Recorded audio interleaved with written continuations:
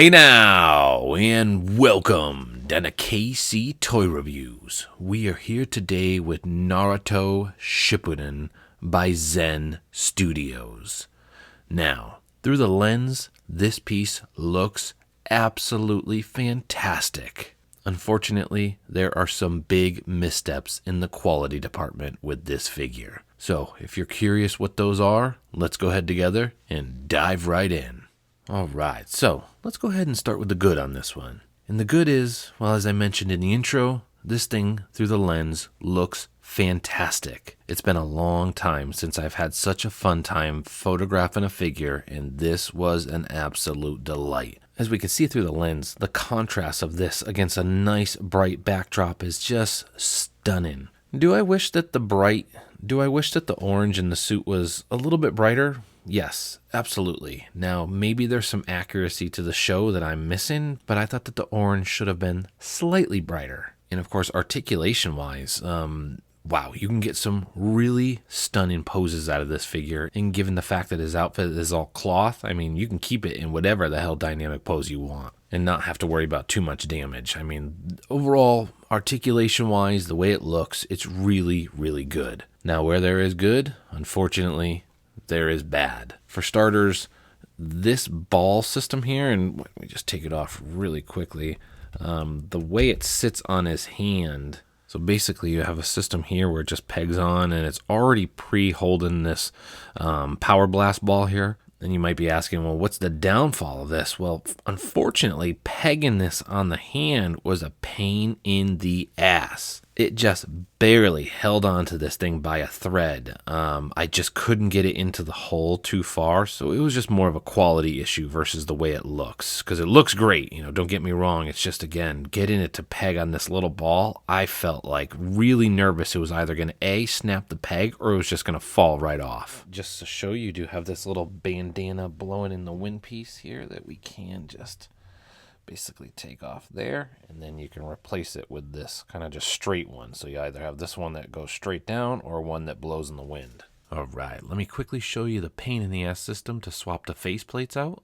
Okay, so step one, we are going to remove the hair piece. It is worth noting you have two hair pieces, so you can interchange it with this one. Again, I think this is more just a straightforward, and then the one up here is more of an action or blowing in the wind-ish type one. So step one, we are gonna take the hair off like that. Now, step two, I did off film because this thing is so goddamn tight around there. Basically, that piece just slid right off of here like that. But man, this thing is so tight on there. You can actually see a little bit of black paint that comes off because it's so goddamn tight on there. So again, I don't know, Zen, why you just didn't do interchangeable faces that are magnet. It would have been way easier than doing this. So now that we have the little village symbol off, we take that aside. And then basically last step, we just remove the face. And then you're left with this weird block system. It's like a Lego system almost removing the face. Just very strange. Again, we didn't go with a magnet system. Did I mention that? And as you can see here, we do have a wide range of face sculpts on here. Everything just from kind of your normal to your mischievous to your growling, I guess. Grrr. One of those reminds me of him going grrr, and then the last one, that yelling face there. So yeah, pretty cool range here, and amazing set of dynamic poses that you can do because of all these interchangeable faces. I mean, there's really an endless amount of stuff that you can do. Truly, given the articulation of the figure itself, all the different face sculpts, the weapons, the different hair, the amount of poses you can do is just out of control. So that's why I mentioned photography-wise, days. You could take thousands of pictures of this guys and just go on and on. It's truly a blast. Okay, now back to reconfiguring him as my wife puts this one, the Mischievous head sculpt. So we're going to go ahead and put this one on. So you just clip that in. So there's that side clipped in like that. And we go ahead and put the headband on. Like I saw. And like I said, you got to really jam that thing down there. Got it. Okay, now that the headband is back on, one last step, the hair. And just clip the hair back on like so. Now, all those steps, it might not seem like a huge pain in the ass, but it's almost like you can see there The system is almost ready for magnet. You just place a magnet here and there. We could have taken these face sculpts on and off at a much quicker rate versus what we have to do. Not to mention, there is the risk of damaging some of the stuff over time, given how tight the little headband was and, the way you have to pull them on and off. Some people might nick their sides depending on your nails and stuff, so I just think there could have been a better way, Zen. Now, before we zoom back to the figure, I wanted to show these two things off. Okay, so on the left, we have a monstrous accessory. The only downfall to this accessory is it is so heavy that it actually makes me nervous to put it on the guy's wrist because the body is very small. And I would think that it would actually... Really, the only thing you could do is drop it and hold it behind him or something. You really couldn't put it in any bend in motion because my guess is it would actually take the weight of it and pull the whole arm back down. So overall, the accessory looks fantastic. So if we zoom in on it here, I mean, yeah, it looks pretty great.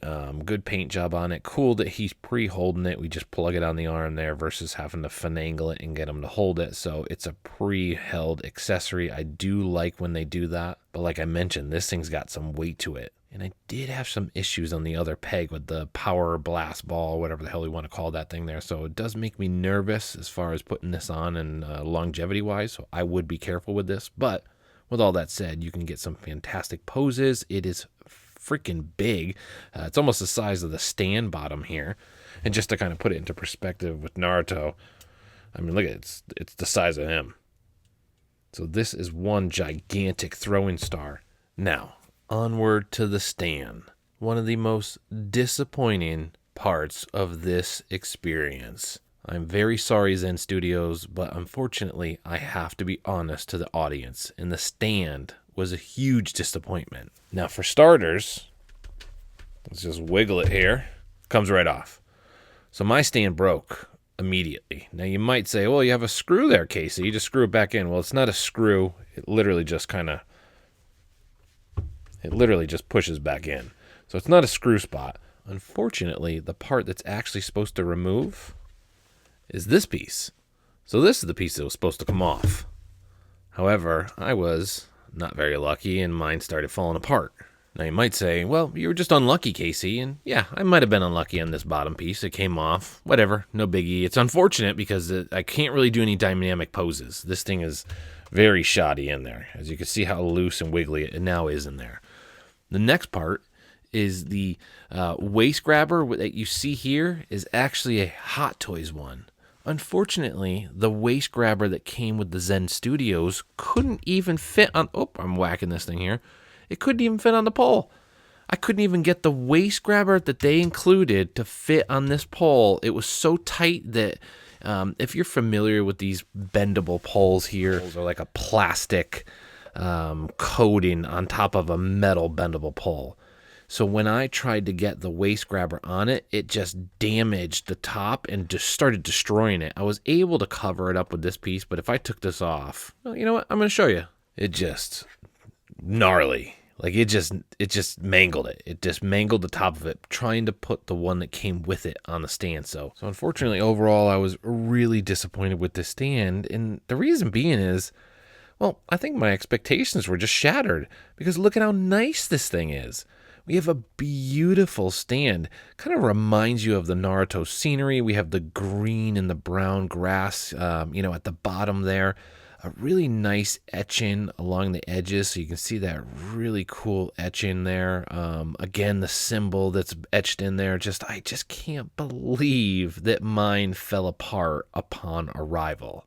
All right, and there we have it. Naruto Shippuden! Straight from the series onto our shelf in a 1/6 scale format.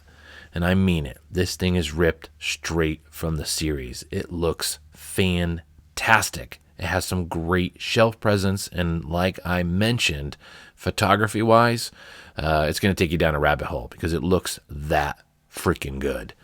But it's a mixed bag because we have some severe quality issues and some questionable tactics as far as how to swap out accessories. Man, Zen Studios, I don't know what the hell you guys were smoking when you came up with the tactics of how to swap out the face things on this guy, because the blueprints are out there. I don't know how many 1/6 scale figures you own, but the blueprints were out there. A magnet system would have been 10 times easier than a 16-layer process of swapping out all those pieces simply to get another face sculpt on there. And of course, beyond that was the atrocious stand debacle that I have. Unfortunately, my stand basically just crumbled and fell apart. I hope everybody else has an amazing stand and does not have that issue, and I'm just the one-off, but man, that's really unfortunate because the bottom, the base, is beautiful. Probably one of the nicest base stands to come stock with a figure I've seen in a long time. It has a decent weight to it as well. And of course, because of that, I'm going to be honest, I do have some worries. You have the symbol on his back, the little pouch on his waist. I don't know, depending on the materials in the adhesive they used, if it's similar to the stand, I hope these pieces don't fall off this guy. As far as the suit itself, we have really great tailoring. It looks fantastic. It fits very well. It's snug right around the arms, around the legs. It just looks really, really good. Now, as I mentioned before, I wish the orange was a little bit brighter. That could just be a personal preference because I really love the vibrance of the Naruto shows. However, maybe this is more accurate. Maybe I am completely wrong, and this is the way it should look. But from head to toe, this guy looks great. Shelf presence is amazing, and I'm not sure if everybody is aware, but we have a plethora of Naruto figures coming out.